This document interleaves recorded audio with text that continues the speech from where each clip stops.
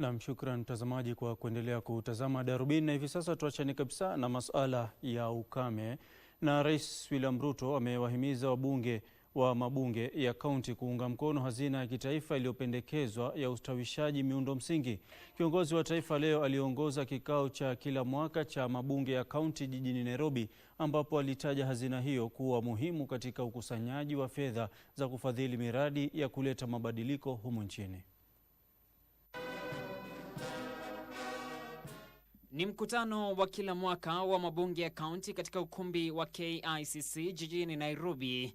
Mkutano huo uliangazia masuala yanayohusiana na uongozi na maendeleo. Rais akitoa wito kwa wakilishi wadi kuunga mkono hazina ya miundo msingi iliyopendekezwa, akisema itawezesha kupatikana kwa rasilimali zinazohitajika kusaidia katika miradi ya miundo msingi kote nchini. If we continue the same way we are continuing, I am very confident in 10-15 years we will not be borrowing any money from any country.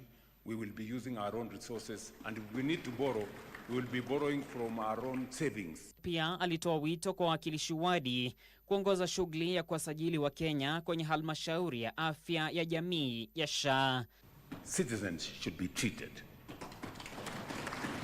All they need to do is to make sure they are registered in SHA. The rest will be taken care of.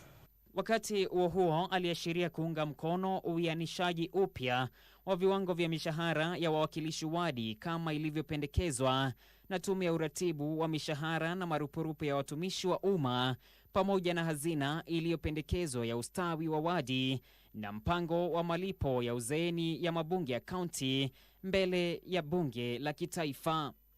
Mapema katika ikulu ya Nairobi, Rais Ruto alisaini mswada wa marekebisho ya sheria ya vizazi na usajili wa mwaka 2024, mswada wa kufutilia mbali sheria ya Pareto wa mwaka 2024, pamoja na mswada wa sheria ya wataalamu wa shughuli za kijamii wa mwaka 2023.